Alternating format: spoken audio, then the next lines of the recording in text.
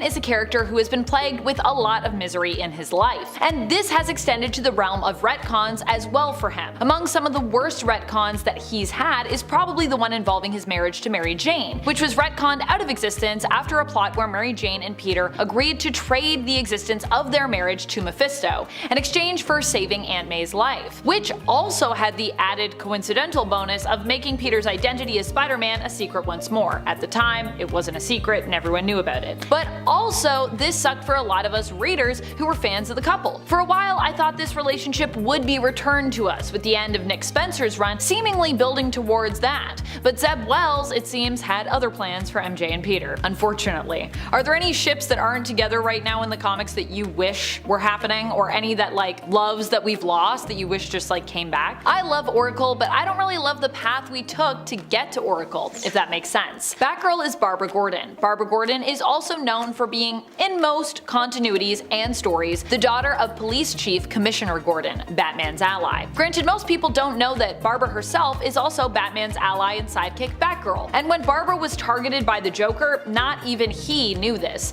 In fact, he only targeted her because she was the daughter of the Commissioner, who happened to be at his home when Joker paid him a house call. As a result, Barbara was shot through the stomach, seemingly irreparably damaging her spine. Don't worry, she'd get better, because that's comics for you. And technically, this story wasn't even intended to be part of the main canon. The events take place in a story known as Batman the Killing Joke, but while the entire story was not made canon, the events of Barbara being shot were retroactively incorporated into the canon for some reason, leaving her paralyzed for a time. During this time, she took up the mantle of Oracle and became Batman's woman in the chair, a master hacker and a digital mastermind. That part I don't mind myself. Barbara as Oracle is still super cool, but the idea of this being the only part of the Killing Joke, her being shot, that was incorporated into the main canon, that I'm not a big fan of. What happened to Franklin Richards that he was ruined as a character? Well, many believe him being nerfed as a mutant totally ruined him. I'd also agree with this. I was holding out hope that his mutant status being revoked was part of a larger plot point,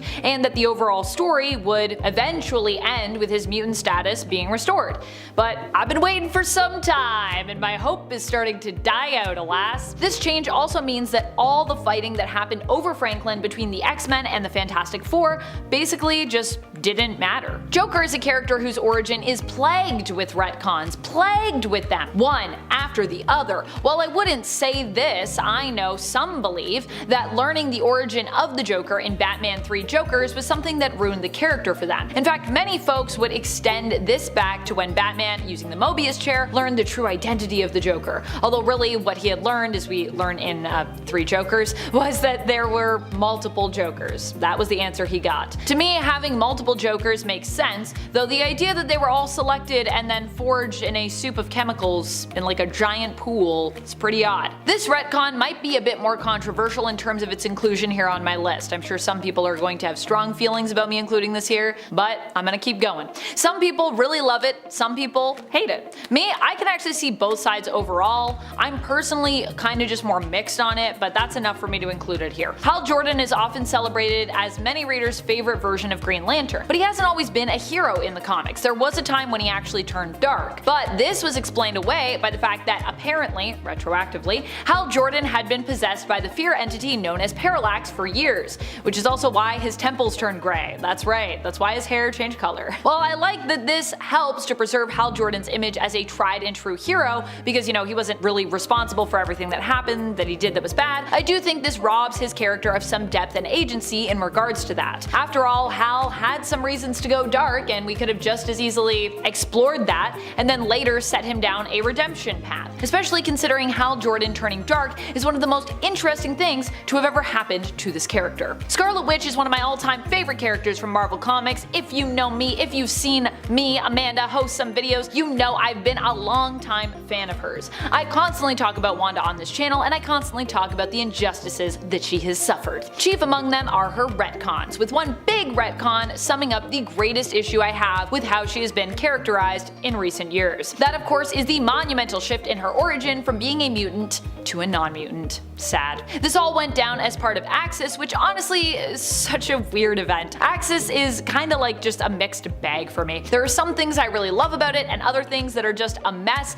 or are just super weird, honestly. Friendly neighborhood carnage, I am looking at you here, but one of the messiest parts of that event for me is the fallout we get with Quicksilver and Scarlet Witch and their fake dad, Magneto. Here we learn when Wanda attempts to put a blood hex on her brother and her father that Magneto is not actually blood related to her, and ergo is not the father. Of course, while this revelation for Wanda has always upset me, it does not end there. It extends to Quicksilver as well. Poor Quicksilver. He was really put in a weird position after this revelation. No longer a mutant, we'd find out he was somehow kind of an Inhuman, or his genes were like altered by the Inhuman process of Terrigenesis. It's a whole weird thing. Quicksilver gets depowered and then ends up getting his powers back through Terrigenesis, basically. And yes, I know what you're about to say. Isn't that just an Inhuman thing? Normally, yes. So does this mean that Quicksilver is an Inhuman? Overall, no, but also like kinda? I mean, he was married to an Inhuman and his daughter is an Inhuman, so like, I think they mostly just wanted a place to put him in terms of a camp other than, you know, Team Avengers camp. Also, this was at a time where Marvel still didn't have those X-Men rights, so Inhumans were still a thing that they were kind of trying to push and make cool because they didn't have film rights for the X-Men. The Inhumans are cool, by the way, they just aren't really the same as the X-Men in my opinion, so it was kind of just a weird push. Like, let the Inhumans be the Inhumans, let the X-Men be the X-Men. That's what I think.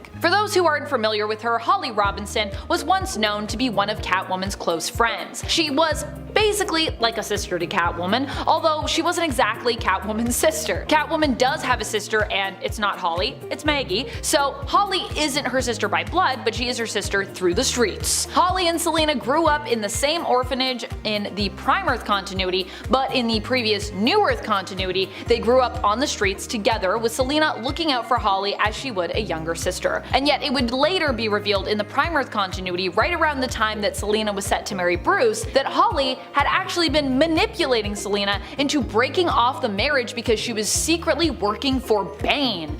Okay, so this was more of a plot point and a bit less of a retcon, to be honest with you, but it was still a twist that was unexpected and that I didn't like. And I feel like surprise twists can have a very similar impact or feel to retcons, so I'm just gonna include it. It felt so out of character for Holly, honestly. Akin to Spider-Man's retcon woes, Gwen Stacy has had some of her own. This also extends to making Peter's life more miserable, as well as just making Peter kind of look like a superficial jerk in a way, with this specific retcon I'm about to talk about. What happened to Gwen? What is this retcon? Well, during Sins Past, we were given one of the worst retcons possibly ever, which involved Gwen having cheated on Peter with Norman Osborn, yeah, Green Goblin, and having given birth to twins, Norman Osborn's twins, that were born of their affair in secret. What? Thank goodness this was recently re-retconned away. Has been fixed, but still it's a retcon that happened. Power Girl's retcons have been numerous, and many of them have had to do with her origin and in some cases her powers. One of the most bizarre retcons she had was she was actually Atlantean. Yeah, very bizarre when you consider that she is normally known for being, of course, the cousin of Superman from an alternate reality than the main continuity. Also, there's a whole bunch of other weird stuff I could talk about with that, but you know, we're out of time. And coming up first today, most DC fans recognize the hero known as the Spectre as one of the most powerful beings in the comic book universe. As a personification of God's spirit of vengeance, Spectre was an ancient force of pure justice, and he is so astronomical in his scope that he requires a human host in order to even be able to comprehend our human nature. One of the first of these hosts was Jim Corrigan, who was resurrected after his passing in order to become the host for the Spectre. But what may surprise some people to find out is that originally, during the Golden Age, Jim and the Spectre were actually just simply the same guy, with Jim just being a detective who would dress up as the Spectre and had some pretty cool ghost-like powers. The retcon here came when DC decided to split the two into two different entities entirely, making the Spectre one of the most powerful beings to exist in their comics. Now, during the first part of this list, we talked about how during the New 52 reboot, DC had altered the Justice League's starting lineup, replacing Martian Manhunter with the Earthbound hero Cyborg. Now, when Cyborg first showed up on the scene, he was a star football player who got extremely injured, which led to his scientist father to merge his body with advanced technology to create the technological hero who then debuted as a member of the Teen Titans. Well, alongside his new debut as a founding member of the Justice League, his origin was also slightly tweaked to have it so that the advanced technology that he was merged with was now a mother box from Darkseid's world of Apocalypse. This was a huge boost up in his actual power, giving him a huge list of new abilities and making him much more significant in the conflict with Darkseid, who was the one who brought together this team of powerful justice-inclined heroes. And it became the new favorite origin as well, even being the origin shown in Zack Snyder's Justice League live-action movie. But moving on from that, anytime a new Batman movie is set to come out, one of the biggest questions anyone has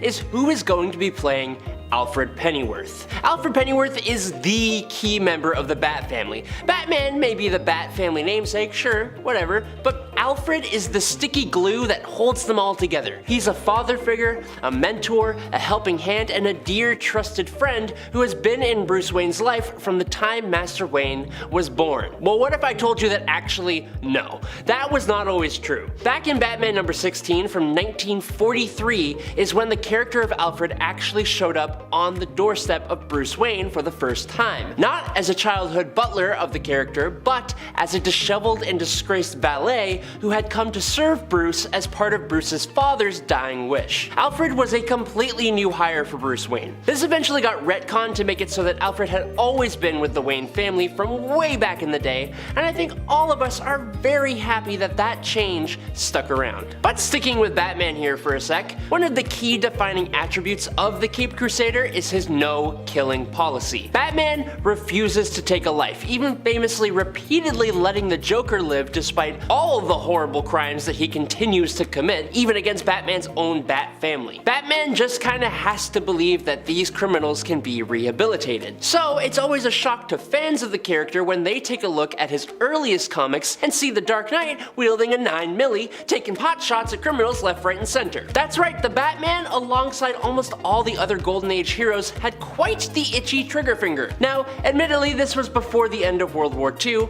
and once that conflict ended, comic books saw a big old conservative crackdown that eliminated Batman's affection for bullets and turned him into the guy who drawed the line at just beating criminals to the very brink of death, but not actually ending their lives, just severely maiming them. But moving on from Batman to another Justice Leaguer, the Flash is one character that I think people don't actually realize had an incredibly tragic life. Like, a lot of stuff has gone wrong for him, with one of the biggest being the passing of his own mother, which was then blamed on his father, who didn't actually do it. For a while, Barry Allen had been wiped out, but actually transported into the Speed Force. So when he returned in Final Crisis and Flash Rebirth, he had a big huge face-off with Eobard Thawne, his most iconic villain, the Reverse Flash. But DC brought a massive change to Eobard's character when they made it so that this time-traveling villain was actually the one to cause almost every single hardship the Flash had ever had, including the passing of his own mom. In Flashpoint Reverse Flash, we actually get to see Eobard traveling into the past and trying to end the Flash, but since he can't do that because he'll create a paradox and he can't take out Iris West, who's Barry's girlfriend or lover, he just decides to go back to Barry's childhood and make Barry's younger days a literal nightmare. He makes the young Barry fall downstairs, he makes him miss catching a baseball, makes him drop all his books and his papers. Eobard even snatched away the one friend that Barry Allen had, erasing him from the time stream completely. It's not funny, but just remembering the look on Barry's face as this full-grown man dressed in yellow just ruins his life, it kinda cracks me up. I'm sorry. Now, have you ever wondered how DC Comics first got their multiverse? When Barry Allen was introduced in 1956 as a reinvention of the Flash, DC explained that in Barry's universe, the original Flash, who was Jay Garrick, and all of his adventures were actually the fictional exploits of a comic book superhero that Barry liked growing up. So, when when Barry got powers, he took on the identity of that hero to honor him. This was eventually retconned in the iconic Flash of Two Worlds story from 1961's Flash number 123, where Barry accidentally found himself transported to Jay Garrick's world. He learned that Jay was in a different universe entirely called Earth 2, and that the comics written by Gardner Fox were actually dreams that Fox had remembered and written down. As Barry explained it, quote, "Obviously when the writer was asleep, his mind was tuned in on Jay's vibratory Earth," which is a weird sentence. Now this was a super weird way to incorporate Jay Garrick back into the real world, but it also had long-running effects on the larger DC universe because this is also the first introduction of the DC Multiverse in order to explain all the Golden Age heroes and how they existed at the same time as all the new heroes. But then they created a whole other problem, which is why we got the Crisis on Infinite Earths in order to clear everything up, which it didn't even do. I don't want to get into that though, so we're gonna move on. Now this one is one that I'm not sure if everyone knows about. I think like half the fans know and the other half have no idea. Basically, when Wonder Woman first came on the scene, the character being tied up happened to an increasingly uncomfortable degree. This was because her co-creator, William Moulton Marston, incorporated his, preferences into her stories and powers. Like, infamously, he made Wonder Woman's greatest weakness being tied up or subdued by a man. This was pretty quickly retconned even before the Comics Code Authority cracked down on comics in the 50s. Later writers didn't share Marston's interests and views and felt that Wonder Woman's weird and oddly specific weaknesses were unnecessary, not only unnecessary, but just a tiny bit sexist and humiliating as well. This major DC retcon went unnoticed for actually a really long time until some dedicated readers dug into Wonder Woman's past. But speaking of that, Arthur Curry is Aquaman. He's the guy. When people think of the blonde-haired, golden fish scale wearing hero, they are thinking of Arthur Curry. Or are they? Ooh. Arthur Curry is DC's official Aquaman. That part isn't wrong, but when you look at the Golden Age Aquaman, that is actually not Arthur Curry. That version of the character, who looks basically the exact same, with all the same powers, is actually just some unnamed water-based hero who actually kind of despises us regular Earth humans and fought against the Axis powers during World War II. DC had only introduced Arthur during the Silver Age of comics, and he became accepted as just the guy who had always been Aquaman. As he got more and more popular, DC just kind of quietly swept Golden Age Aquaman under the rug and pretended that they were the same person the whole time. It's actually kind of hilarious because the only reason no one realized was because, I mean, it's Aquaman. No one cared. Now when it comes to the Green Lanterns, John Stewart is pretty universally known as the serious, disciplined one, and that is mainly to do with the fact that he is a retired US Marine. But despite his current gruff, serious, hard reputation, a lot of people forget that when John Stewart first came on the scene, he was actually a pretty rebellious dude who actually had a background as an architect. He was chosen by the Guardians specifically because he was rebellious. Hal Jordan at the time was the Green Lantern's super conservative, serious, main guy lantern, and they chose Stewart specifically to counter him. It wasn't until the animated series that John was finally introduced in the way that we actually know him today. Last but certainly not least today, I have decided to include what may just be the most hated retcon to grace the pages of the New 52 reboot, turning Lobo into Lamo. In Justice League 23.2 Lobo, it was revealed that the Lobo that we know, the big bike-riding, foul-mouthed, regenerating, Gene Simmons-looking space bounty hunter who pretty much every single comic book fan loved, was actually just an impostor. In actuality, a younger, short-haired, boring, generic as hell looking tiny little dude was actually the real, genuine Lobo. And to usher that change in, Lobo #1 gave us this new Lobo beheading the fan-loved version of the character and deactivating his healing factor. Needless to say, no one liked this version of Lobo, and if you did, I don't believe you and you're just saying that to be difficult. Thankfully, the original version of the character was restored to greatness and we can just forget this ever happened. Please. When Batman became the god of knowledge by sitting on the Mobius chair, he became able to find out the answer to any question he asked. One of the first things that he wanted to know was the true identity of his archenemy, the Joker. To his surprise, the chair informed him that the Joker was actually 3 different men. This was never really explored in main continuity, but in the Black Label story, The Three Jokers, we learn that the reason the Joker acts so different depending on the day is that Batman has been dealing with 3 different Jokers, known as the Clown, who was the Joker who took out Jason Todd, the Comedian, the Joker who shot and paralyzed Barbara Gordon, and the Criminal, who seems to be the Golden Age version of the character. The writer Jeff Johns stated that because it was so revolutionary, it would be out of canon with the option of bringing it into the main universe once fans inevitably loved it, comparing his story to Alan Moore's The Killing Joke, which went through a similar process. Now, some retcons are hard to believe, and others are both hard to believe and even harder to keep track of. For example, Hawkman, the whole character. His origins have changed many different times over the character's comic book existence. In his original 1940 origin, he is Egyptian royalty who has been reincarnated throughout time as a variety of different heroes before eventually becoming the archaeologist Carter Hall. When he was reintroduced in 1961, he was now an alien cop from the planet Thanagar named Qatar Hall, who comes to Earth and takes on the secret identity of archaeologist Carter Hall.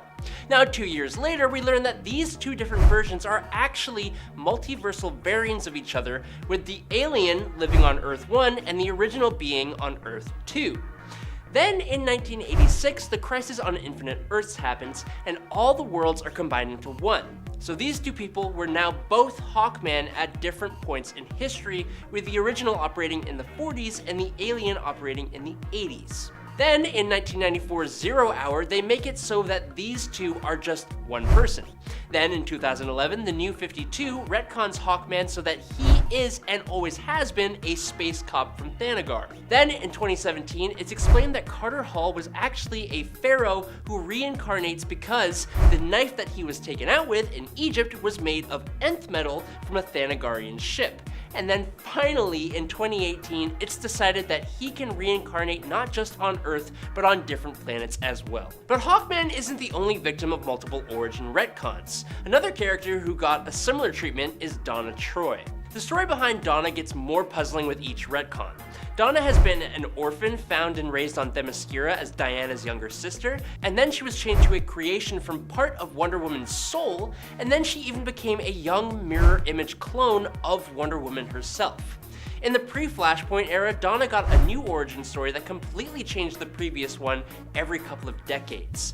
It was so confusing that the new Teen Titans had a story arc called Who is Donna Troy from 1988 to 89 to try and clean everything up, but even the story to clean up the character was retconned. In the end, all these separate threads of Donna finally came together, and she was revealed to be an amalgamation of all the Donna Troys across the universe thanks to a spell, with all of her origin stories being memories of her other lives. Now, in one of DC Comics' first and largest moves, the publisher removed all of the parallel Earths that they created during the Bronze, Silver, and Golden Age of comics in the Crisis on Infinite Earths. This was controversial even at the time, as it was a huge move that was meant to streamline their continuity and bring everything into one Earth.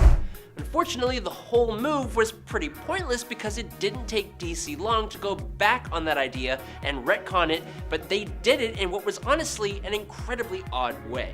We're talking comic books here, so there is a large suspension of disbelief that needs to take place, but making Superboy Prime punch reality just seems on a whole other level. Being from an alternate reality himself, he got so mad at the current state of affairs in the DC universe that he punched a hole in reality, which created the multiverse again and started the incredibly complex history of DC continuity, which only recently was reverted so that literally everything is canon if you want it to be. Now, DC's Identity Crisis was a really engaging mystery story that paid great close attention to comic book history, but unfortunately, it is another one of DC's strange retconning events that changed quite a few things that left readers completely flabbergasted. From the super unnecessary use of Dr. Light's attack on Sue Dibney, which was an example of the way women were treated in comic book stories in order to motivate the male heroes, aka fridging, to the Justice League approved mind wipes that seemed kind of evil in the grand scheme of things,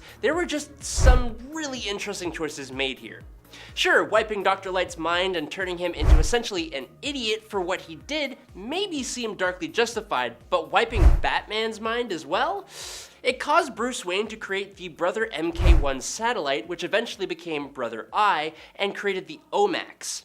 Catwoman also suspected that her personality shift from villain to basically a hero might not have been her own choice, and it caused the villain community to band together over the fear of being mind-wiped, leading Lex Luthor to create the Society, and it even caused the falling apart of the Justice League. But one of the most hated retcons to come out of the New 52 was that DC made it so that the Justice Society of America, a well-respected team that included popular characters from the golden age of comics, that was a huge part of DC comic book history, both in the actual continuity and real life, had just never existed.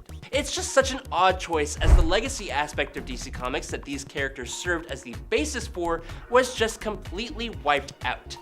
That legacy concept had done so well for DC prior to the past decade, so it seemed like a strange choice to make. DC made a few weird choices with regards to the retcons created during the New 52. Some were loved, some were not, but to fans, this one seemed straight up just rude.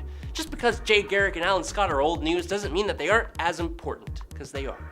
But moving on from that, when Jason Todd first showed up on the scene after the Robin mantle was abandoned by Dick Grayson, it was kind of downhill from the start. DC made Jason Todd's backstory almost identical to that of Grayson himself, with Jason being part of a circus that was attacked by Killer Croc, which resulted in the passing of his parents, and that is when Batman took him under his wing and trained him to be Robin. So already, this Robin seemed to be targeted by Batman for being exactly like his beloved Dick Grayson. In a retcon, he was made to be impulsive, reckless, and rageful, probably because his mentor wanted the old Robin back. Now, his backstory was reworked to make him a tough street kid whose parents succumbed to a life of crime and substances, but that's not the worst part. After his passing at the hands of the Joker and after his resurrection as the Red Hood, Jason revealed to his sidekick that the cause of his streak of white hair was because Batman had made the young Robin dye his hair from red to black in order to make him look more like Dick Grayson and to avoid anyone asking about this new Robin's identity. And sure, that makes some sense, but it makes Batman seem like an absolutely horrible bat dad. But going back to the New 52 era for this next point, one of the biggest changes made to the Justice League was that Martian Manhunter was now, in the New 52, not a founding member of the team, a place that the character had held onto for years. Instead, his spot was now taken by Cyborg, who was also now created thanks to a mother box. Now this had a ripple effect of changing the important place that Cyborg held in the Teen Titans as well, and by that, I mean it was erased completely. Now I personally liked the change just a little bit. I always have felt that Cyborg has been a little underappreciated, so to make him a founding member of the Justice League felt like a huge step up for his character, who is one of my favorites. But at the same time, John Jones is also one of my favorites. It's just that his status as a newly arrived alien from Mars made it make more sense that Cyborg, who has lived a relatively normal human life on Earth, should be one of the original defenders of the planet. Now when the DC Universe rebooted into the New 52 continuity, DC changed the continuity so that the Justice League had only been operating for 5 years, and now all the heroes are quite a bit younger. This unfortunately causes some problems, specifically for Batman and his Robins. If they had wanted to start the New 52 with Batman working solo, or with Dick Grayson still being Robin, this probably would have worked, but DC wanted a younger Batman while still having characters like Nightwing and Jason Todd. Enter retcons. Grayson and Jason Todd got away relatively unscathed, but Tim Drake got the short end of the stick. Tim was originally introduced after Jason Todd had died at the hands of the Joker. Batman was acting recklessly, and Tim deduced that Batman was Bruce Wayne, and believing that Batman needs a Robin to temper his aggression, he asked Dick Grayson to become Robin again, but ended up getting the gig himself. Well, in the New 52 canon, he never quite figured out Batman's identity and was never actually Robin. Instead, he had just always been Red Robin. And fans hated this, so much that his original origin was eventually put back into canon. But last up for today, Hal Jordan was possibly the greatest Green Lantern, according to the comics at least, but in the 90s, that kinda changed. After the death of Superman and the subsequent reign of the Supermen, Coast City, Hal Jordan's home, was destroyed. This completely changed the Lantern, and he even tried using his power ring to try and revive the city, which was against the Green Lantern's rules. When the Guardians of the Universe tried to stop him, he completely snapped. He went off the handle, ending the lives of every single Green Lantern, taking their rings in hopes of becoming so powerful that he could restart the universe and save his city. He started calling himself Parallax and was now a villain. He eventually learned the error of his ways and sacrificed. I mean, I have to start off with this one, don't I? It's just one of the worst ones in my mind. I'm still processing it. It just has stayed with me for so long. It haunts my nightmares. I wake up in a cold sweat almost every night and I just think, how is this possible? What is this injustice? How can Scarlet Witch and Quicksilver not be mutants anymore? Why am I so obsessed with this? How is it that they were never mutants to begin with somehow? This retcon's revelation spun out of the events of Axis. At one point, an alignment flipped Wanda attempts to fight against her family with a blood hex. The targets are Magneto and Quicksilver. Now, while the hex works on Quicksilver, it does not work on Magneto, proving that he is, in fact, not the father. That's how the truth was revealed, but it actually gets worse if you can imagine that. The explanation for all of this: the twins were kidnapped when they were very young and were experimented on by the High Evolutionary. What is it with the High Evolutionary and experimenting on everyone? Seriously. Sometimes I feel like he's just the most random villain. Who do you think is a random villain? Let me know. Can you think of someone even more random than Herbert Wyndham? I dare you. I dare you to find someone. He's so random. The twins grow up with no memory of this due to their age at the time, and he attempts to hide his experiments by disguising them genetically as mutants before he lets them go for some reason. Why mutants? Why?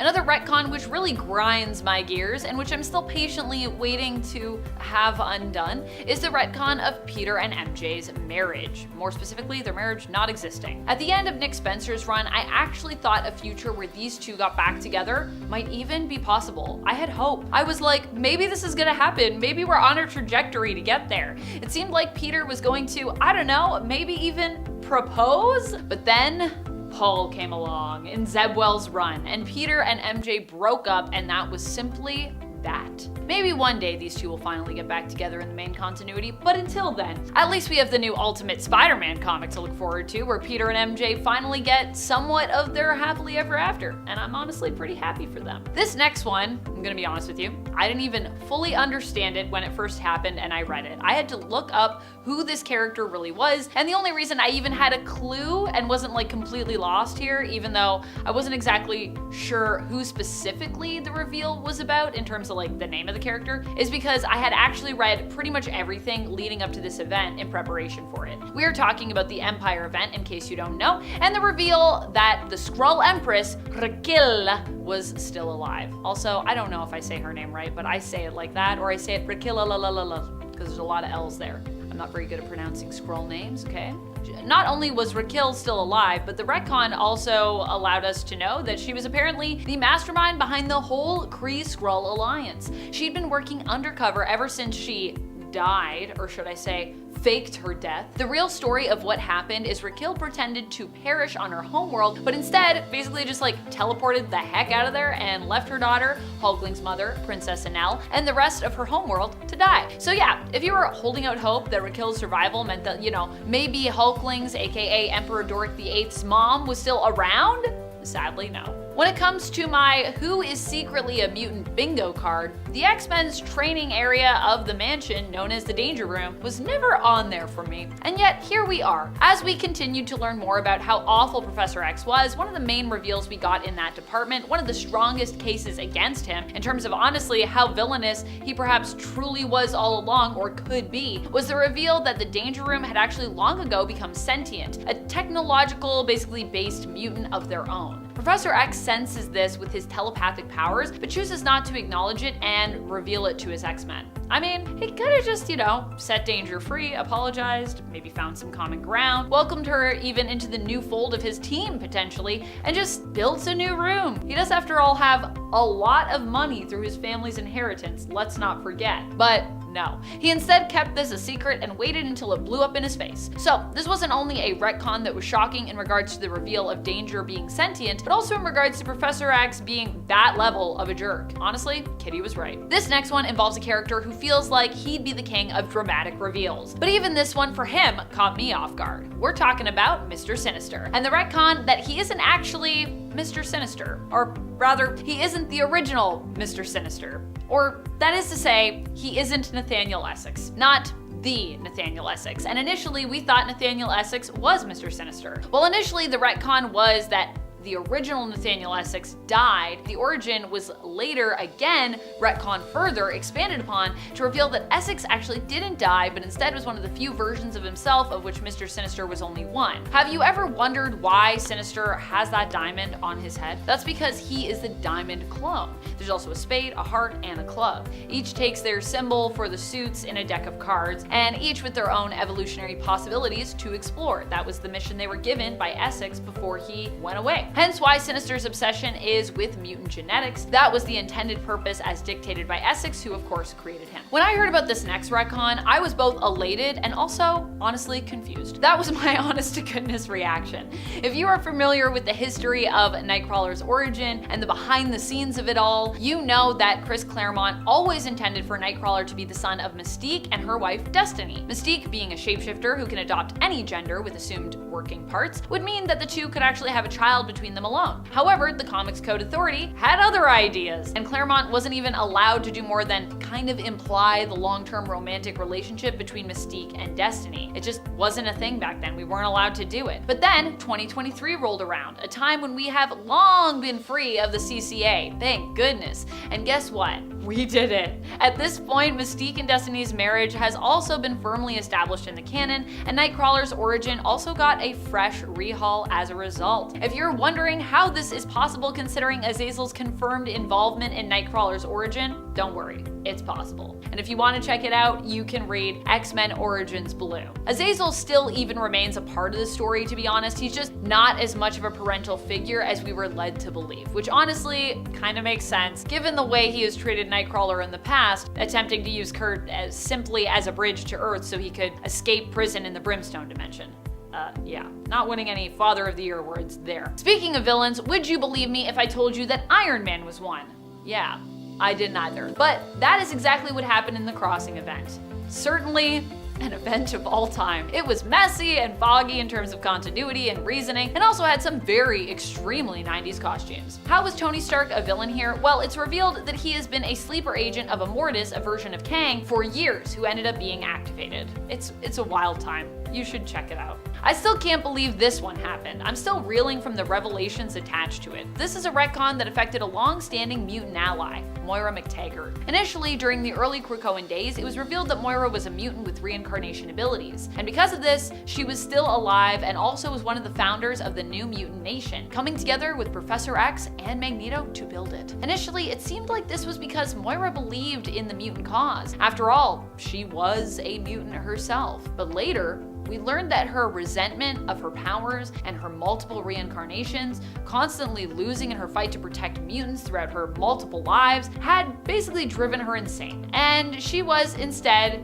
secretly plotting the mutants' destruction this whole time, with the creation of Krakoa even being part of her plan. After being depowered, she teamed up with Orcus and became one of mutantKind's greatest enemies, also becoming a cyborg. So you probably wouldn't even recognize her now. It's a crazy retcon. So many good folks were revealed to be villains, honestly, but this next revelation, however, is quite the doozy. It involved revealing that Captain America had been working for one of his greatest enemies, Hydra, all along. Yeah.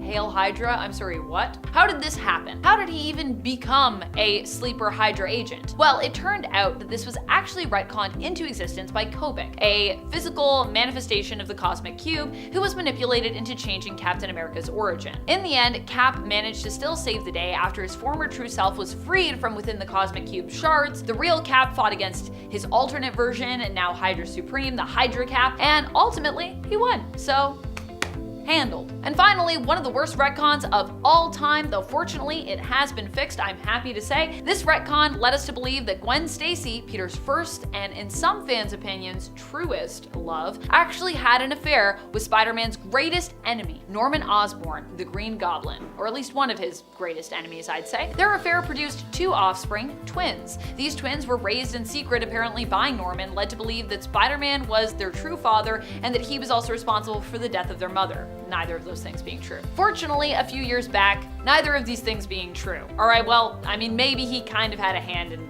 Gwen's death a little bit, but I don't think he's responsible for it necessarily. Fortunately, a few years back, we fixed this by making all of it a concocted falsehood that Harry, Norman's son, created to basically mess with his dad and get revenge on his father for mistreating him and undervaluing him. The character of Nightcrawler has got quite the family tree to keep up with. His first set of parents were a regular human man named Baron Wagner and the mutant Mystique. While the two were married, Mystique fell pregnant with his child. Wrong! She had an affair with a demon known as Azazel and fell pregnant with his child. This was true for a very long time before it was retconned in November 2023. Turns out Mystique is not Nightcrawler's mother, but instead his father. His mother is another mutant named Destiny. The current official story does still include all the players. Mystique is a shapeshifter and she uses this power to briefly switch her reproductive organs so Destiny could get pregnant. At this point, she is still married to the Baron. The demon is attached to Nightcrawler because when Mystique was altering her body, she needed a base and used Azazel's genetic code. This wasn't a random choice. The two were also having a short affair, but mainly it was because Azazel needed to think he had an heir here on Earth so that he wouldn't ruin everything up here. Destiny received a whole prophecy about it and everything. The prophecy is also the reason why Nightcrawler was abandoned, and to keep everything on track, Mystique shapeshifted a fake pregnancy belly and then had her memories erased afterward. Though this family tree is complicated, it was apparently always the plan. Established X-Men writer Chris Claremont wanted to introduce the concept a long time ago, but the world just wasn't ready yet, but we are now.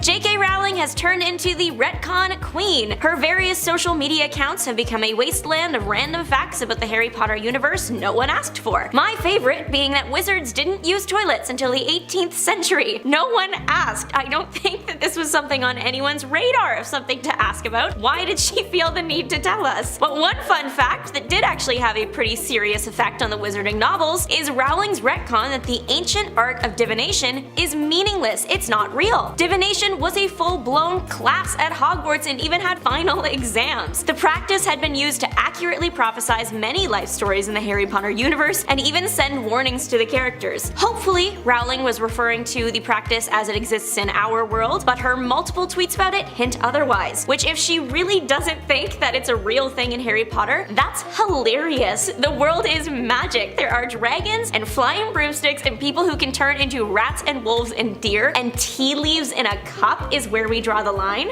Okay. Wolverine's entire backstory seems to be one retcon after another, but the death of Silver Fox has been one to cause grief for everyone involved. Silver Fox was one of Wolverine's girlfriends, seen for the first time in Wolverine number 10. She met an untimely end at the hand of Sabretooth, Wolverine's arch nemesis. This death was actually one of the main reasons their hatred and nemesis relationship took off. But then a few years later, in Wolverine Volume 2, she was retcon revived as a Hydra agent. Readers learn Wolverine's tragic memories of her death were fake. There was even a fake cabin he was shown to prove it. But then this whole thing was retconned again in House of M. Wolverine regains the memories of Silver Fox and Sabretooth. It's real this time. The Silver Fox from Volume 2 was thought to have been an impersonator or a clone, or who knows. Star Wars has retcons that have shifted entire storylines, giving Rey Palpatine an extreme side-eye right now, but they also have some that don't really do anything except be mildly annoying to fans. The Sith race lives on a planet called Korriban, or at least it was. In a random out-of-nowhere change, the planet is now referred to as Moraband, and no one knows why. The change happened in 2008 in an episode of the Clone Wars series. Some suggest it's because the name is too similar to the galaxy's capital's name, but having Tatooine and Dantooine is totally fine. Others say it's just changed its name like any other country changes its name over the years, like how East Pakistan is now Bangladesh, something like that. The most agreed upon reason is because creator George Lucas just liked it better. I personally think it's a combo of all three. Still, it's so random to just change a full planet's name with no context. We have another name change in a totally separate galaxy now. We're going from Star Wars to Star Trek. This retcon is a pretty harmless one in comparison to everything else. In the episode Where No Man Has Gone Before, Captain Kirk is shown his future tombstone that very clearly reads James R. Kirk. However, this is not the name we know today. His name is Captain James T. Kirk, the T standing for Tiberius. It was odd as there was never really an official in-universe reason for the change. Out of universe, we know that even though some characters in Star Trek aren't human, the writers are, which means that they sometimes forget things. There is also the fact that the headstone was in the live-action 1966 show, and the middle name was mentioned in the animated series in 1974. That's quite a jump. The name does have a funny origin. Writer David Gerrold was at the Star Trek convention and was asked what the T stands for. He pulled it from a book he happened to be reading at the time and jokingly said Tiberius. Needless to say, it stuck. In the novels, we learn that Kirk actually picked the name himself, so maybe he just hated his name and wanted a different one. With 4 origin stories to choose from, it's no wonder the Phantom Stranger has some messy retcons in his history. Just who he is just seems to depend on whoever is holding the pen. The New 52 series is the latest comic set to flip everything around for this character and is now considered the canon. The pre-New 52 origin was that Phantom Stranger was a fallen angel. When Lucifer attacked heaven, the Phantom did not take a side, and as a punishment for that, he was sent to Earth to be alone forever. The post-52 origin is that he is Judas. That's right, the one that betrayed Jesus. Judas was tried and convicted of betraying Jesus for 30 pieces of silver. He was found guilty, didn't see that coming, and his punishment was to wander Earth forever, specifically to see the toll greed takes on man. He is now considered part of the Trinity of Sin, a club made up of him, Question, and Pandora, the one with the box. The 90s for comic books seems to be a lot thrown at the wall to see what sticks. Some of it was amazing, but in the case of Amazing Spider-Man 365, it doesn't always work out. In this issue, the web-slinger's parents are revived from the dead. There was basically nothing even hinting at this, plus Peter's parents had been dead for decades, so truly out to left field here. It wasn't until about 2 years later that we have been tricked. Turns out these weren't actually Peter's parents, but robots sent by Chameleon. They were designed with the intention of getting Peter to trust them and reveal Spider-Man's identity. He chose Peter because Peter takes all the best pictures of Spider-Man, so there must be a connection. He was right. The parent robots were equipped with the memories of his actual parents as well as the ability to simulate human emotion. The memories, paired with the emotional simulation, actually made the robot mom feel genuine love towards Peter and ended up saving his life and identity, and Peter had to watch his parents die a second time. Wolverine is good at a lot of things, especially coming back from the dead. He has everything going for him to not die: indestructible skeleton, remarkable healing factor, but sometimes even that isn't enough. But Wolverine is a fan favorite, you can't kill him. So how is it that he never seems to stay 6 feet under? Well, he travels 6 million feet under and fights the Angel of Death in Purgatory for the right to come back to life. Do you think any other hero does this? Did Silver Fox do this and that's why she came back? I'll never know, and that's okay. This new info came about in 2008 in Wolverine 48, and it was expanded on in Wolverine 58. The issue previous ends with Wolverine brain dead after a fight that ended up with a bomb on the inside of his body, and his girlfriend Amir passing on. Her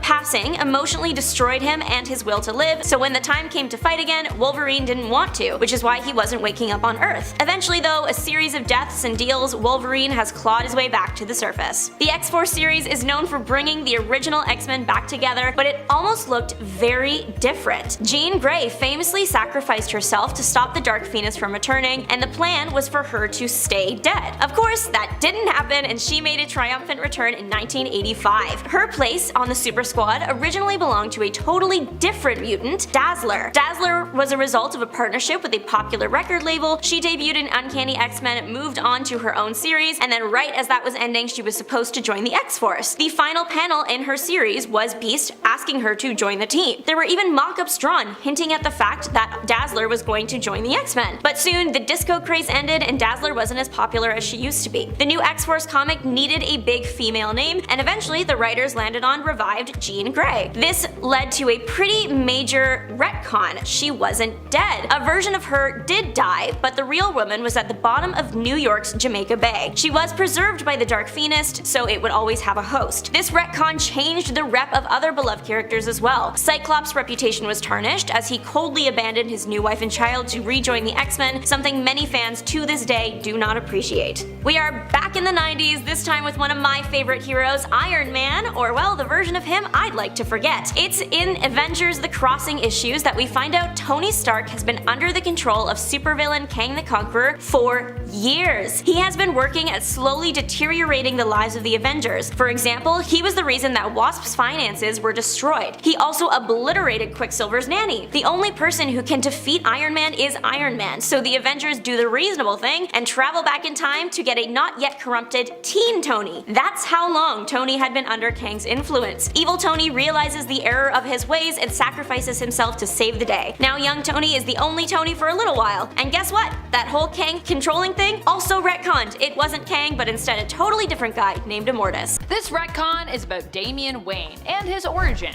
Although I like Damian Wayne, I do dislike the way he was written into existence, especially when we had a perfectly good explanation for him before the retconned origin or his birth, or really straight up creation, really is what it was. Before Damian Wayne's origin was explored officially in the comic book continuity, Batman and Talia had actually already conceived a child together. One that was kind of intended to be Damian, but you know. At least that's what was implied in this story, Batman, son of the demon. In this story, Talia and Bruce come together because they kinda love one another and even are considered married when this happens. Their passion results in Talia conceiving a child who is hinted to have been given up for adoption at the end of the story, without Bruce seemingly knowing of this child's existence. However, this story, after being written by Mike W. Barr, was at the time not considered to be canon. I believe, but I'm not 100% sure, that DC had decided against it being canon after the fact. I'm not 100% sure on that though, so feel free to correct me if I'm wrong there. Later though, in 2006, they had a change of heart and they actually wanted to see it modernized and incorporated into the main canon.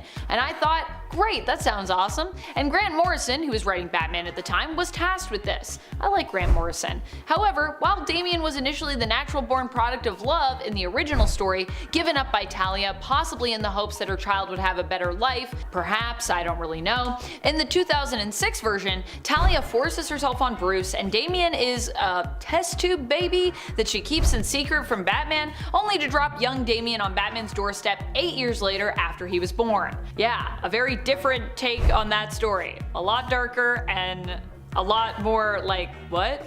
I don't know what's worse for this retcon, Cassandra Cain being evil or the retcon explaining how she was only evil because Deathstroke had brainwashed her using a substance that was only triggered by self-doubt he had helped to build inside her, thereby turning her evil. Say what? This all went down during, you guessed it, the New 52, where Cassandra's Batgirl book disappeared and in its place we got an evil Cassandra Cain who popped up in Robin. The retcon of this retcon, which honestly is also pretty awful in its own right, even though it's trying to undo something that's also really terrible, was from Titans. In case you want to go back and relive any of this magic. Oh, New 52, New 52. You know, to be honest, this one isn't all New 52's fault. I've always found Black Canary's origins to be a bit confusing, because she is either Dinah the Black Canary, daughter of Dinah, Black Canary, or she is Dinah, who killed a demon and was abandoned by her parents at a young age as her origin was randomly changed during the New 52 continuity, only to be once again changed to a combination of these two origins. Canary, you're making me want to cry. I have honestly mixed feelings about this next one, but I know it's a controversial retcon in comic book history, which is why I'm including it here. We're talking about the explanation for Hal Jordan's unhinged villainous turn as being explained by him being possessed by a fear entity, Parallax. The reason a lot of folks dislike this one is because they feel it actually takes away from the very real turmoil Hal was dealing with at the time, and undermines the trauma his character experiences. It also gives Hal a scapegoat for everything he does while under Parallax's evil influence, which, you know, I feel like you kinda need, but at the same time, would it be more interesting if it was just Hal and then he had to deal with all that stuff? Maybe. Another retcon that bothers me in terms of the way it was done is this next one, Jason Todd coming back to life. Now here's the thing, I like Jason Todd, I don't mind him returning from the dead and coming back and being Red Hood, all of that actually is pretty cool to me. But what I do mind is the idea of Jason coming back to life only really because Superboy Prime punched him back into existence. What am I talking about?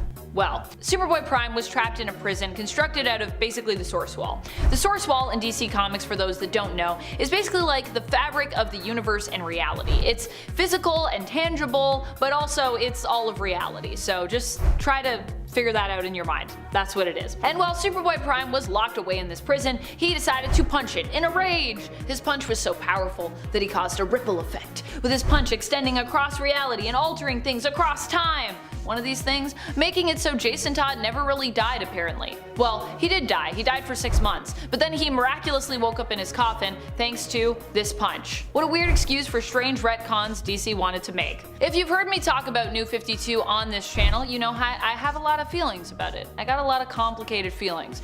And specifically, one of the characters I feel mixed up about is Wonder Woman. Not just her either during the New 52 era and how she was depicted, which is honestly less of an issue to me, I think, but more how the Amazons were depicted and how Wonder Woman's origin was changed. That I feel feelings about. There are so many retcons that I have from the world of Batman that make me frustrated, and this is another one of them. It pertains to two beloved Batman characters. Spoiler, who for a time was also Robin, Stephanie Brown, and Batman's friend and ally, Dr. Leslie Tompkins. During War Games, Stephanie Brown ends up getting captured by Black Mask and ultimately is tormented by him before later dying from injuries caused by that torment in an interrogation session. Initially, Batman blames himself for this, having fired her as his Robin and also not getting her to medical care in time. But later in the follow-up story, Leslie is revealed to be the villain in that regard, with it being revealed that she allowed Stephanie to die to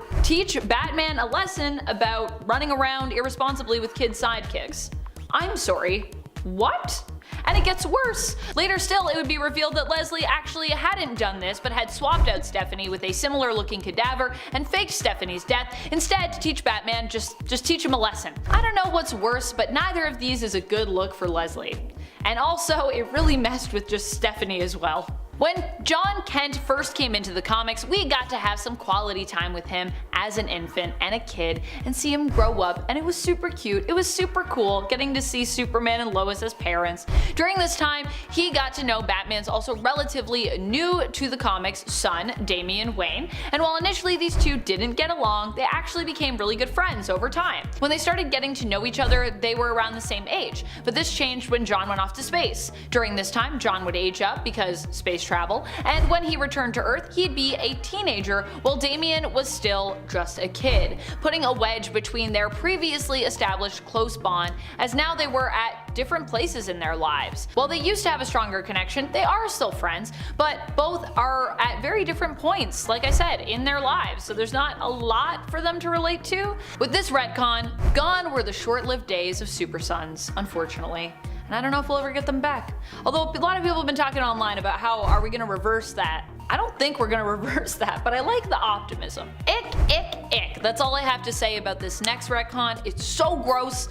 Ugh. For a long time, it was one of the reasons I couldn't bring myself to appreciate Dick Grayson as Nightwing or as Robin. This story ruined his character for me, and it honestly took a while before I was ready to forgive him. I can't even comprehend how Babs ever was feeling. That's right, we're talking about the flashback during a stroll down memory lane where it was established in a Nightwing annual that Nightwing had cheated on his then fiancée, Starfire, with Barbara Gordon, after he'd gotten back from some space adventures. What's worse, he had actually come to check on Babs, but also to invite her to his and Starfire's wedding when they accidentally fell into bed together. Yikes. So you may have figured this out already at this point in this video, or if you know me, Amanda, you may have already figured it out a long time ago. When it comes to my thoughts on continuity resets, you may be thinking it's strange that while Amanda has talked about some of the changes made in New 52, she hasn't talked about the massive retcon as a whole. Well, my friends, I've been saving that sweet little nugget just for you. Ew, I can't believe I just said that. I'm sorry. Sweet little nugget. Anyways, yes, if you know me, you know one of my biggest complaints in regards to DC versus Marvel, let's say, is that I find the continuity at DC to be, at best, challenging to navigate. At worst, a complete freaking mess. Most days, I'd say, It's a mess, if you asked me, and a huge part of that is due to continuity resets. What is a continuity reset? Well, let's take New 52 for example. This one happened when we shifted continuities entirely, in essence resetting everything at day 0. Except, not really, because some series continued and were allowed to finish, bleeding into this restart point, making it even worse. And DC is very proud of its legacy numbering, so there are certain series like Batman and Detective Comics that have kind of mainly continued with their numbering, and Detective Comics I believe is now in the thousands in terms of issue numbering. I didn't mind all of the decisions necessarily that were made for characters during New 52, but that even for me is a mixed bag. What I did mind was just the idea of giving us a clean slate, because some characters had completely new origins, some characters had their old origins, some characters had some sort of combo weird thing happening. Now, when I talk about comics from before New 52, I have to specify that these are stories from the previous main continuity known as New Earth, and for fans of that era of comics, it technically means that their favorite canon stories aren't really exactly canon anymore. I mean, how weird is that? Starting with Avengers 1 million. Introduced in Marvel Legacy number 1 over 1 million years ago, the early human mutant known as Firehair became the avatar of the Phoenix Force and nearly destroyed the entire planet. Now, realizing that that's bad, and that she wasn't the only one capable of that level of power, she began assembling a team of supernatural and mystical beings to protect humanity and Earth. The eventual team was made up of the Asgardian god Odin Bor's son, the demigod sorcerer Agamotto, the Black Panther of the Panther Tribe, the woolly mammoth riding Ghost Rider, Iron Fist fan Faye, and a super smart caveman who wielded the Star Brand, which made him look surprisingly like the Hulk, but red. Now, after fighting some corrupted Celestials as well as time-traveling villains from the present like Thanos, multiple Doctor Dooms, and Mephisto, the team eventually disbanded. Now, I personally think it's really awesome. Like, the concept is just super cool. The only problem is that given the actual history of the Earth, and the history of some of the characters involved, and a whole bunch of things, actually it doesn't really make any sense. But whatever, man, there's a Ghost Rider riding a woolly mammoth. Sign me up, I'm there. But moving on, 2019's House of X number 2 revealed that Moira Mactaggert had been a completely detectable mutant all along and had lived numerous lives already. This was because Moira's newly revealed mutant power was reincarnation, sort of. Basically, when Moira died, her consciousness would reincarnate in the past when she was still in her mother's tummy, thus allowing her to retain all of the memories of all of her different previous lives, but allowing her to modify the course of her life as she wished with all the prior information about how things went last time. So through this power, Moira had a total of 10 lives. While she was at the beginning a super loving and caring person, over time and over the course of her different lives, she began to hate mutants and began hating her own powers, which led her to try and create a mutant cure during the 3rd life. She tried to change her ways in the 4th, 5th, and 6th lives, but then got fed up and tried to take out the Trask bloodline in her 7th life. She then tried helping Magneto and Apocalypse in her 8th and 9th lives, and then in her 10th life, she pretended to be loving and caring while secretly plotting to depower the entire mutant population. While all of that ranks among the absolutely biggest twists in Marvel Comics history, Moira's ultimate goal also completely shifted from saving and helping mutants to destroying them entirely after Mystique and Destiny stripped her of her mutant powers, and she came back for an 11th time as a cyborg allying herself with Orchis during the fall of X. Next up, Robert Reynolds, or as I like to call him, Bob, was granted the power of 1,000,000 exploding suns after consuming the Golden Sentry Serum, which was an offshoot of the original Super Soldier Serum, except like 100,000 times more powerful. He used his powers for the greater good of all and put together a costume to make his debut as the Sentry. He was the example of what a hero should be. He had connections to Iron Man, was active during the years just prior to Fantastic Four's emergence. He became a role model for Spider-Man as well as an ally to the X-Men and equal to Reed Richards and a friend to the Hulk. The Sentry battled alongside the Fantastic Four and defeated his greatest enemy, the General, with the help of the X-Men. Except we had actually never seen the Sentry in Marvel Comics till Sentry number 1 in July of 2000. That's because of Sentry's darker half, the Void, one of the most evil and destructive forces in the universe. The existence of the Void drove Sentry to team up with Doctor Strange and Reed Richards mutants to erase the memory of Sentry from themselves and even the entire world. So really, Sentry had been around since before any of our favorite heroes had ever debuted. It actually worked really well, which we can't say of all the retcons on this list. For example, next up we are talking about the awful couple of Hawkeye and Mockingbird. This whole relationship honestly sort of seems like a cheap way of capitalizing on the Green Arrow and Black Canary coupling that DC had going on, but these two were nowhere near as compatible as their DC counterparts. The best example of that would be the whole thing surrounding a guy called Phantom Rider. To sum it all up, Mockingbird is caught and physically mistreated by the Phantom Rider, and so in turn, she eventually gets her revenge, taking the Rider's life. Now Hawkeye, instead of supporting his traumatized partner, is scared off by the fact that she took the life of her assailant, and he dumps her. Now while that really makes no sense considering Hawkeye's colorful past and the fact that she took the life of someone who did something absolutely horrible to her, it all got retconned. Now the story changed so that Mockingbird actually consented to do the jiggy with Phantom Rider, which means she then took his life for seemingly no reason at all. On top of that though, instead of leaving it so that Hawkeye dumping her for taking a life for no reason makes a bit more sense, Hawkeye now just used the passing of Phantom Rider as the excuse to break up with her when the real reason was because she had actually cheated. Now look, they didn't talk about this next point in part 1, and this story will forever haunt my psyche. So next up is the Spider-Man story, Sins Past. This story contains within its strange pages the revelation that Gwen Stacy, former lover and a teenager, was having an ongoing affair with Norman Osborn, the Green Goblin, a very creepy full-grown man, old enough to be her father. Not only was she having the affair, it even resulted with Gwen secretly giving birth to twins. Twins that Gwen threatened to keep from Norman, which became the new reason that Green Goblin tried to take her out. Twins that were half Green Goblin and grew up at a faster rate, and twins that became a pair of assassins and came to New York to attack Spider-Man. I do not recommend reading this story at all, because all you will be able to see when you close your eyes at night going forward is the incredibly creepy image of Norman and his Green Goblin face as he's laying on top of Gwen Stacy. But on to brighter and better things. Jean Grey's death in the Dark Phoenix saga remains among the most shocking passings in Marvel Comics history. Her sacrifice remains an unforgettable moment for many fans, despite the fact that Fantastic Four number 286 retconned it out of existence. Issue 286 established that instead of the Phoenix Force becoming one with Jean Grey and influencing her decisions throughout the Phoenix and Dark Phoenix sagas,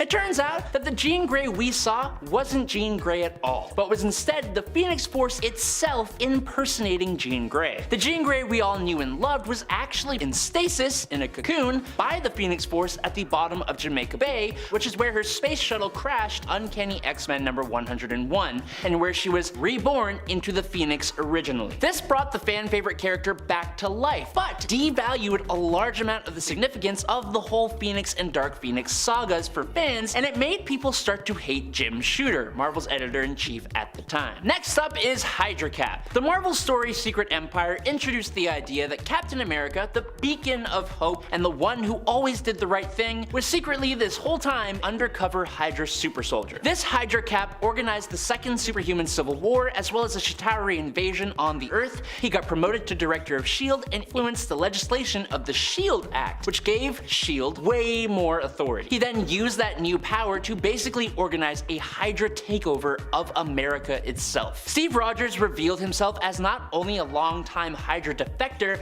but the Hydra Supreme. He allied himself with a new Madam Hydra, took advantage of a global catastrophe to seize control over the world's governments, and helped Hydra make its move. Hydra, who had seriously infiltrated S.H.I.E.L.D. at the time, began assuming control of key locations and executing anyone who stood in their way. The reveal of Captain America as a longtime Hydra agent completely took readers by surprise and even a bit of anger. Marvel realized and even admitted to their mistake, and so the story got retconned to have it so that the character known as Cubic, who was essentially a living cosmic cube in the form of a child, was manipulated by Hydra to create a Captain America who grew up being loyal to Hydra. This Hydra Cap would eventually supplant the real Captain America of Earth 616 till the true Captain America came back and beat the snot out of him. Hydra Cap then became an actually really good villain, and Marvel has actually found a way to use the Hydra Cap again, with him recently returning under the guise of Captain Krakoa in the Fall of X storyline. But speaking of mutants, in Giant Size X-Men number 1, Charles Xavier puts together a brand new team thanks to the fact that his original original X group was being held captive by the living island Krakoa. However, we later learned that this new team wasn't the only one, cause Professor X already sent another new squad of X-Men to save his original team, and they were all horribly killed. X-Men Deadly Genesis revealed that Professor X had put together a backup team of X-Men made up of Sway, Darwin, Petra, and the newly revealed and teased at third Summers brother, Vulcan. This new team all seemed to perish at the hands of Krakoa, and rather than admit to his poor decision making that got a bunch of mutants AIA and taking responsibility for it all, Charles Xavier instead just erased the minds of everyone who knew about this team, including wiping the entire memory of Vulcan from his older brother Cyclops' memory. Xavier then put together a new X-Men team that debuted in 1974's Giant Size X-Men #1. As it was, this whole thing came back to bite Xavier in the butt big way when it turned out that Vulcan hadn't actually passed away at all. Now, sticking with the X-Men and mutants, the Mutant Massacre storyline was one of the biggest X-Men storylines of the 80s. This crossover involved evil marauders slaughtering hundreds of sewer-dwelling mutants known as Morlocks before finally being defeated by the X-Men. It's not really a complicated story, but Marvel added new layers to Mutant Massacre by retroactively inserting several characters into the story who hadn't been conceived of by Marvel creators at the time the story came out. Basically, readers would learn that the Mutant Massacre was orchestrated by Mr. Sinister because many of the Morlocks were created by his rival, Dark Beast. Sinister felt his own work was being perverted by Dark Beast, and more than that, it was revealed that Gambit was hired to lead the Marauders straight to their prey. Despite his remorse though, that revelation severely damaged Gambit's reputation as an X-Man. And last up for today, for the longest time, Bucky Barnes was one of the few comic book characters that it appeared would actually remain deceased alongside Captain Marvel of the Kree. Initially believed to have perished on a mission alongside Captain America, crashing while on an experimental rocket while Cap himself went plunging into the depths and got frozen into a popsicle with a squishy center. But Bucky was in actuality captured and subjected to intense brainwashing by the USSR. When Marvel relaunched the Captain Marvel comics in 2004 under Ed Brubaker and Steve Epting, they brought in the Winter Soldier, one of the deadliest assassins in the Marvel Universe, capable of going toe-to-toe with Captain America himself. And it wasn't long before Cap came to the horrified realization that his new enemy was none other than his former sidekick. Bucky's time as a ruthless, brainwashed assassin was colored by dark deeds and pretty chilling action. He came into contact with tons of characters like Nick Fury or Black Widow, who he helped train, and he even ended the life of Wolverine's wife, Itsu. This dark past would haunt him for a very long time after he returned to the side of the heroes. Now, while Bucky has rejoined the ranks of heroes, the shadow of his time as the Winter Soldier just continues to cast a long, pretty haunting presence over his character. As many of you probably know, Marvel seems to love doing this thing where they make you believe a character is a mutant for a very long time and then one day just randomly establish that they aren't and that they never were. Almost every time this happens, people hate it. Wolverine's Lupine era is another great example. Wolverine has been around forever and has been a mutant basically for as long as we've had him. That all changed in 2007 around issue 50 of Wolverine Volume 3. Well, for a little while there, Wolverine was a Lupine, a human descended from wolves. Wolverine was told this by ancient evil Romulus and didn't take it well. I guess the good news is neither did fans. This retcon was received so poorly, Marvel did a double retcon to essentially fix it.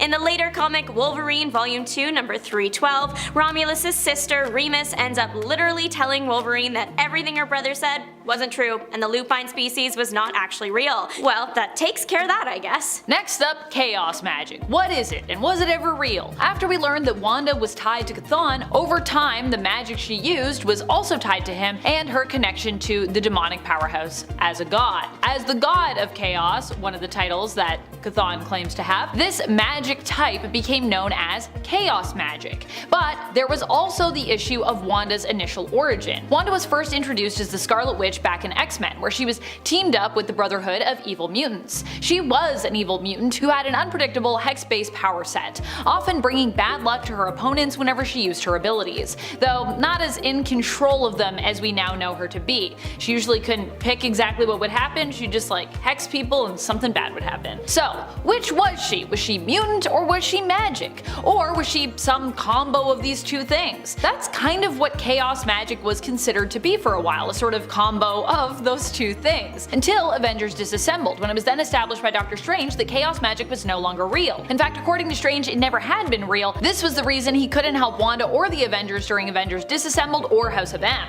However, later still, chaos magic was then re-retconned back into existence, as Wanda, now no longer considered a mutant, needed an exploration for her natural magical aptitude. Not only that, but chaos magic was then considered to be the oldest form of magic in all of existence, apparently, predating even Chthon. And apparently this is also sometimes why Doctor Strange didn't know about it, because it's so old, but you'd think as the Sorcerer Supreme, you would know that. Chthon apparently didn't create this magic, he simply used it, because that's how old it was. Wanda's link to Chthon, chaos magic, and the mystic arts through her family lineage were used to explain her innate power, especially because she's not a mutant, so whatever. Poor Zorn was a victim of identity theft, but then not actually. Turns out he was the one committing identity fraud? We see Zorn for the first time in New X-Men Annual 2001 as Zorn, but it was all revealed at the end. Zorn was actually a vengeful Magneto using the Zorn identity to get closer to the X-Men. Turns out it was actually Zorn pretending to be Magneto, pretending to be Zorn, and Zorn was being controlled by someone named Sublime to foster mutant hatred in the world. So that's fun. At the end of the final battle, Zorn dies but then comes back because his essence was still connected to Sublime. Eventually though, he did disappear and his twin brother came to take over his place in the X-Men. He had all Zorn's powers and even had a mask like his. Marvel editors just really liked the character of Zorn and wanted him around permanently, whereas Marvel in general wanted Magneto back.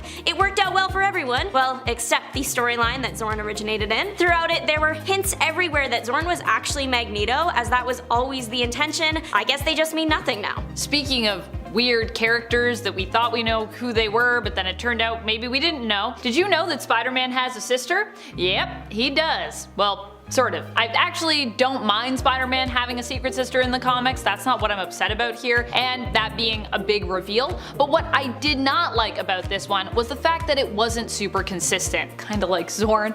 It was like Marvel was afraid to fully commit, so near the end of this adventure with his supposed sister Teresa, it's implied that she might not actually be a sister at all, and that her origins are as of yet unconfirmed in that regard. But either way, Peter still confirms that he considers her his family regardless. Keeping it ambiguous is not my favorite when it comes to comic book family history, especially as someone that needs to keep track of that stuff. Franklin Richards, son to Mr. Fantastic and the Invisible Woman, has been having a bit of an identity crisis lately. First, he is a mutant and invited to Krakoa to be with the other mutants. Then he can't use the portal because he is not showing to be a mutant. Then we learn his dad, Mr. Fantastic, has made a device that masks his mutant gene, so eventually Franklin does end up on the island and he is a mutant again. But then, much later, after a big battle, he tries to come back, but he can't because he's not a mutant.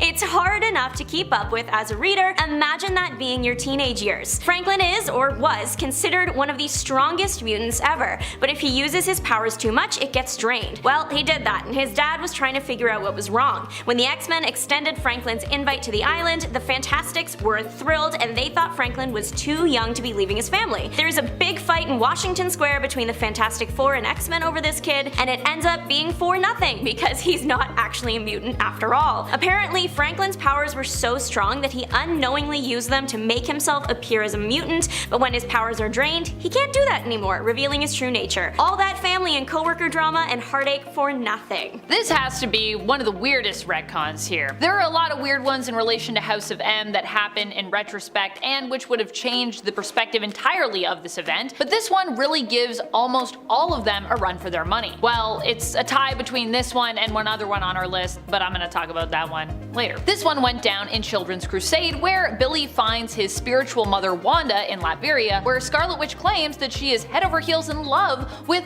Dr. Doom, and is even betrothed to marry him. What? Another interesting point Billy learns is that Wanda seems to be suffering from amnesia here. Turns out that this was all seemingly part of a plot of Doom's to steal Wanda's power. However, it is also implied that the two did really have feelings feelings for each other, despite Doom's claims that it was all a fervent sham, and that Wanda means nothing to him. In his anger, he even claims that she is so worthless, she wasn't even the true cause of House of M, and that it all actually happened due to his own machinations. That's right, he marches in there saying House of M was all me, baby. Interesting. I generally write this one off as Doom just being frustrated at the result of his plan not going to plan, as we still have yet to see any proof of Victor's claim here, I believe, but it is possible that this was meant to be taken literally and it was a retcon that was intended to absolve Wanda of her guilt. But at the same time, it also would kind of make much of the event feel hollow because Wanda was pushed to her actions due to her own trauma and hurt at that time, so it makes sense that she's behind House of M. And while I'm not condoning what she did, it did make sense for her character to lash out like she did. Hence why Doom being behind it all really makes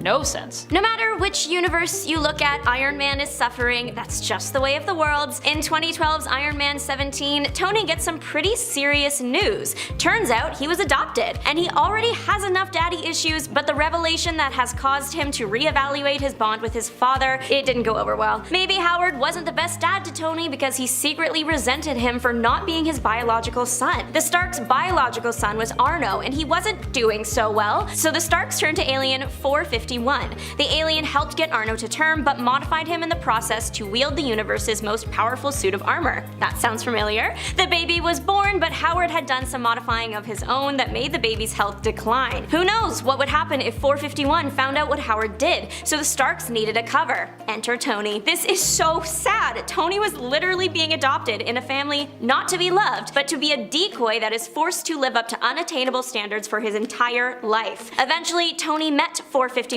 and tried and failed to pilot the armor. When he got back down to Earth, the ever-curious Tony looked into why he couldn't do it and found a tape in which Howard explained everything. Marvel, give Tony a break challenge level impossible. What's interesting about a lot of retcons is that they are usually implemented by writers or creative teams who are different from the ones who established the initial canon for a character, which honestly makes sense. These are new creatives who either might not be aware of the established canon, might not like it, or might just want to change it up because they want to shake things up and have like a new vision for a character or just established lore. But this isn't always the case. Like with Genesis and her alter ego, the demonic entity Annihilation, during Ten of Swords. Genesis was revealed to be the retcon wife of Apocalypse, who also happened to be the one under the Mask of Annihilation or the Helm of Annihilation, possessed by the demonic Amenthi entity. However, by the end of Ten of Swords, we'd actually saved Genesis from her possession, with Saturnine transforming the Helm of Annihilation into a staff. The whole purpose of Saturnine doing this was to zap Annihilation's power somewhat, making it easier for the wielder to dominate and control this power instead of Annihilation possessing the wielder. This way, Genesis and the Iraqi mutants would have complete control over the Amenthi army without being possessed. But apparently, this was not actually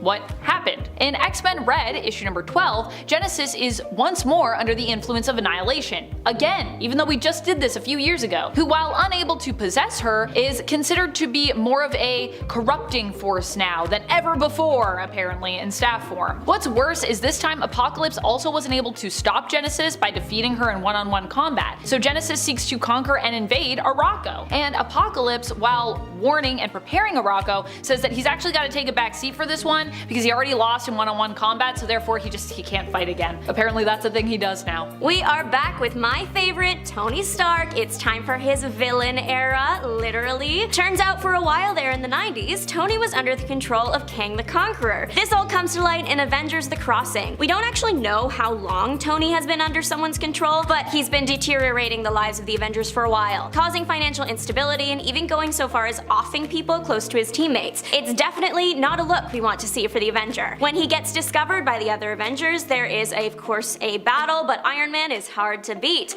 What do the Avengers do? They travel back in time and they get another Tony. Teenage Tony inspires evil Tony to become good again, and evil Tony sacrifices himself to save the day, becoming a hero again. This retcon already messed with Tony's character, but now it means that Tony is just really young for a while, until it's eventually, thankfully, fixed when all the Avengers died and then were revived by someone we have already seen, Mr. Franklin Richards, but specifically the version of him that Franklin knew best, meaning older Tony, but he's a good guy again. Most fans dislike this retcon for what it did to Iron Man, but it was also just confusing. Later on, Kang even confirmed that he was just trying to create confusion. Mission accomplished, dude. Speaking of things that are confusing, especially in the modern light of day, this is the retcon that is tied for worst in the wake of the House of M aftermath. If you know me, you can guess what I'm about to say next. Say it with me. Scarlet Witch and Quicksilver are no longer mutants. What? Why? And how? Yes, because of the MCU, and because the High Evolutionary is basically a major creep who likes to experiment on mutant younglings. I don't know. This retcon took place during the Axis event,